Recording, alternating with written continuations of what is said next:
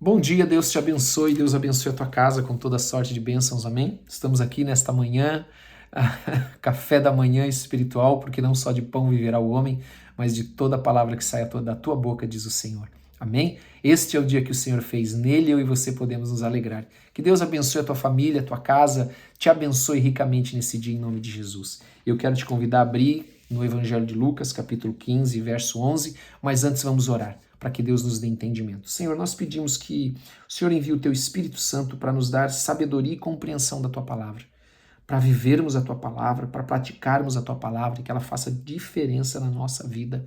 Mude as nossas vidas em nome de Jesus. Amém e amém. Glória a Deus. Quero então convidar você a ler esta parábola do filho pródigo. Eu tenho certeza que o Senhor vai falar muito com você. Ela é um pouco comprida, então eu vou ler ela em partes. Amém? E aí explico para nós não demorarmos muito.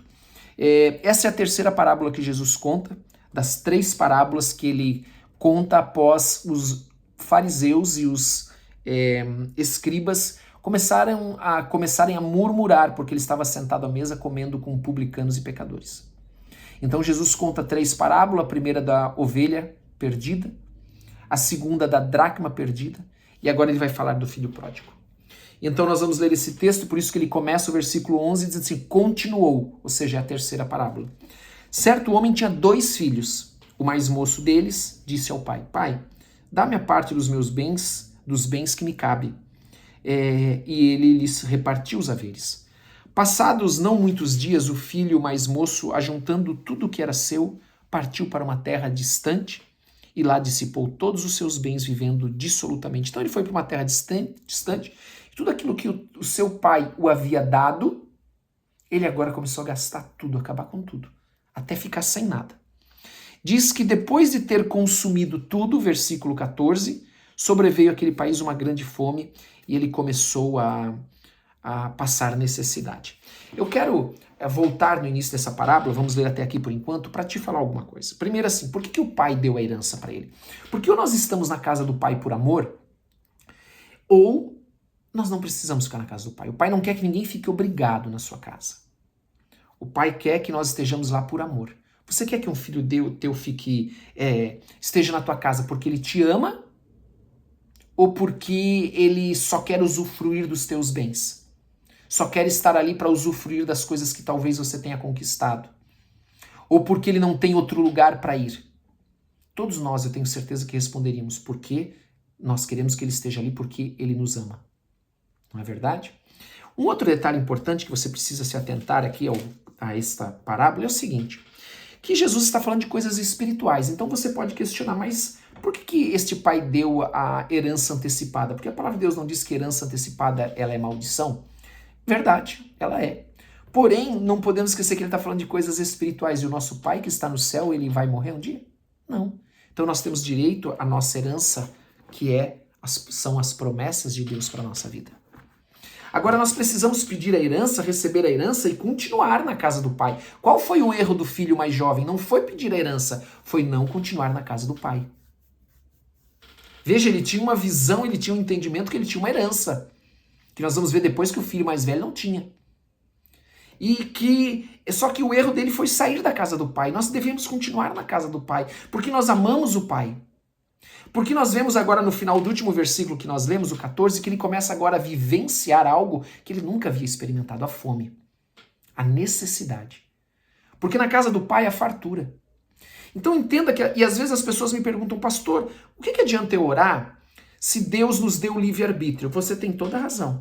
Deus nos deu livre-arbítrio, ele não vai porque você está orando e lá na cabeça da pessoa e mudar uma chavezinha agora ela vai enxergar diferente. Não, ele não faz isso. Mas sabe o que Deus faz? Ele abre os olhos para que aquela pessoa veja o que ela não conseguia ver até então. Para que ela comece a entender coisas que ela não entendia antes. Então os momentos de transição nas nossas vidas servem para isso. Para abrir os nossos olhos, o nosso entendimento, e nós vamos ver isso depois. Então diz a palavra do Senhor que depois que ele começou a passar necessidade, ele foi, no versículo 15, e se agregou a um dos cidadãos daquela terra que o mandou para os seus campos a guardar porcos. Ali desejava fartar-se das alfarrobas que os porcos comiam, mas ninguém lhe dava nada. Então olha que momento que ele começa a viver na sua vida. Aquele filho que estava na casa do pai, protegido, com fartura, com a bênção, ele achou que ele era autossuficiente, ele achou que ele era independente, ele foi embora, ele saiu debaixo ali da proteção do pai, da casa do pai, e agora ele começa a viver fome, necessidade, vai cuidar de porcos e não podia nem sequer comer a comida dos porcos. E aí vem os momentos de transição que eu falei para você. Então, caindo em si. Então, quando nós oramos, quando nós intercedemos por uma pessoa, o que Deus pode fazer? Deus pode pegar, ir lá e agora colocar uma situação onde você vai se deparar com algo que você nunca pensou. Ou vai tomar um susto, vamos assim dizer. E você vai começar a enxergar coisas que antes você não via. Perceber que coisas que antes, no orgulho, na independência, na autossuficiência, você não via. Então, às vezes, Deus permite que certas coisas aconteçam para chocar, para impactar. E aqui diz que aquele filho impactado pela situação que ele vivia, chocado em passar fome e não poder comer nem sequer a comida dos porcos do qual ele tratava. Versículo 17, caindo em si, disse: quantos trabalhadores de meu pai têm pão com fartura e eu aqui morro de fome? Levantar-me-ei e irei ter com meu pai e lhe direi. Olha só o arrependimento, uma mudança de coração, uma mudança lá dentro. Não foi só uma mudança de atitude, foi uma mudança lá dentro, dá para ver que é algo pensado. Eu irei até o meu pai e direi: pai, pequei contra o céu e contra ti, não sou digno de ser chamado teu filho. Trata-me como um dos seus trabalhadores. O arrependimento é uma mudança lá no coração, porque as coisas mudaram lá dentro de nós. Nós nos arrependemos do nosso pecado. Aquele jovem se arrependeu do seu pecado. Se arrependeu de ter saído da casa do pai. Se arrependeu de achar que a casa do pai não é bom. Se arrependeu de ter rejeitado o amor de Deus. O amor do pai. E levantando-se foi para seu pai. Vinha ele ainda longe quando seu pai o avistou e compadecido dele, correndo o abraçou e o beijou. Olha que coisa extraordinária. O pai já estava lá esperando. Quando ele viu vindo de longe, já correu para o seu filho abraçá-lo. Por isso que Jesus conta a parábola da ovelha perdida, do dracma perdido, que é a alegria, que é a festa, quando aquilo que estava perdido é encontrado, retorna. E o filho lhe disse: pai, pequei contra o céu e diante de ti, já não sou digno de ser chamado teu filho. O que ele se propôs, olha o arrependimento aqui, ele foi lá e de fato falou. Fez e falou o que ele havia proposto a fazer. E o pai, porém, disse aos seus servos, ele nem tomou conhecimento: trazei depressa a melhor roupa, vestiu, ponde um anel no dedo e sandália nos pés. O Senhor não estava ali para acusar, apontar o dedo, o pai, né, não estava ali para acusar, apontar o dedo, mas como nós vimos lá na parábola daquele pastor, ele vai lá, pega a sua ovelha perdida, com fome, com sede, machucada, provavelmente ferida, como estava aquele jovem, e coloca sobre os seus ombros e leva para casa. Amém? Oh, que coisa tremenda. E ele ainda diz: trazei também e matai o novilho cevado. Alguns dizem que o pai, quando o filho foi embora, pegou um novilho novinho e começou a tratar aquele novilho, esperando a volta do filho. Para que quando o filho voltasse, porque ele cria que o filho ia voltar, que ele cria que o filho ia se libertar, ele cria que o filho ia ser curado, para quando ele voltasse, ele tivesse já o animal cevado pronto, a ovelha cevada pronta, para que fosse o novilho, né, cevado pronto, para que pudesse fazer uma festa pela volta do filho. Comamos e regozijamo-nos, porque este meu filho estava morto e reviveu, estava perdido e foi achado. E começaram a regozijar-se. Então é exatamente as parábolas que Jesus contou. Agora, onde se encaixa o filho mais velho? O filho mais velho, versículo 25, estivera no campo e quando voltava, ao aproximar-se da casa, ouviu a música e a dança. O filho mais velho, ele representa o fariseu, ele representa a religiosidade, ele representa a hipocrisia. Então ele diz, chamou um dos criados e perguntou o que era aquilo. Ele informou, veio teu irmão, a teu pai, mandou matar o novilho cevado porque o recuperou com saúde.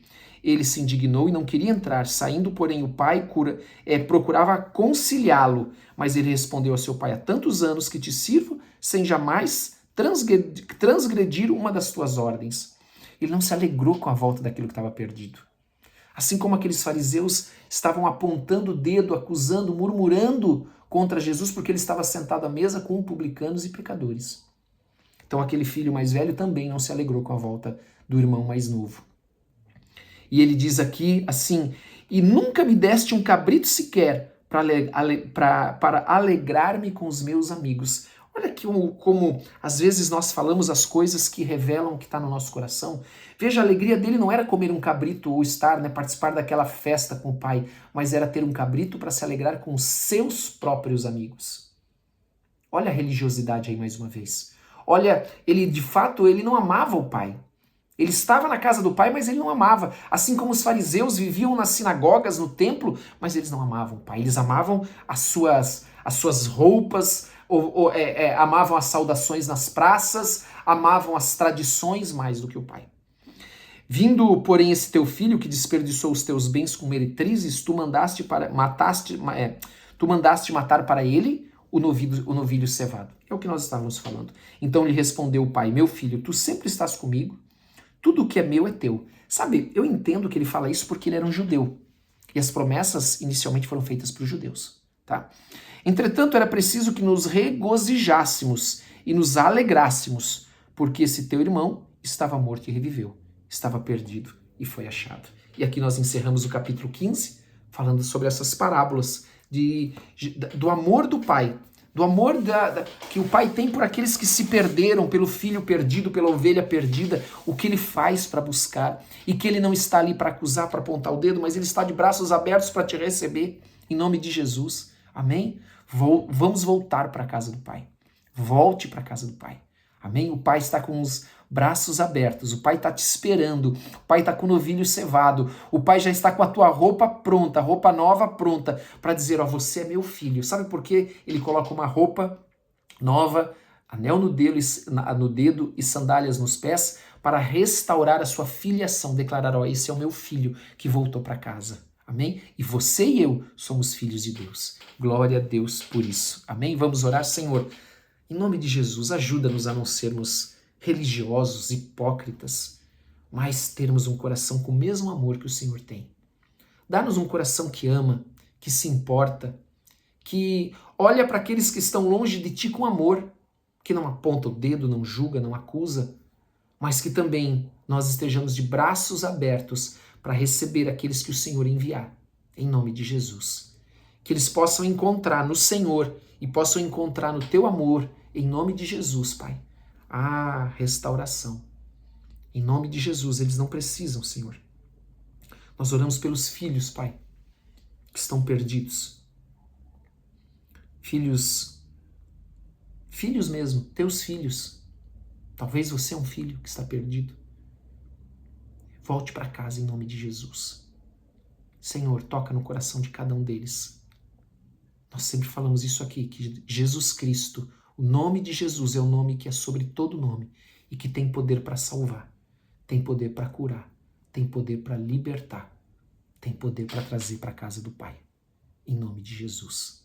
Amém? Que Deus te abençoe. Que Deus abençoe o teu dia. Não esqueça de curtir, compartilhar, colocar teu pedido de oração nos comentários. E que Deus abençoe o teu dia poderosamente, com amor, com paz, com alegria, com esperança, e que você tenha um dia abençoado. Amém? Um grande abraço para todos vocês. Deus te abençoe.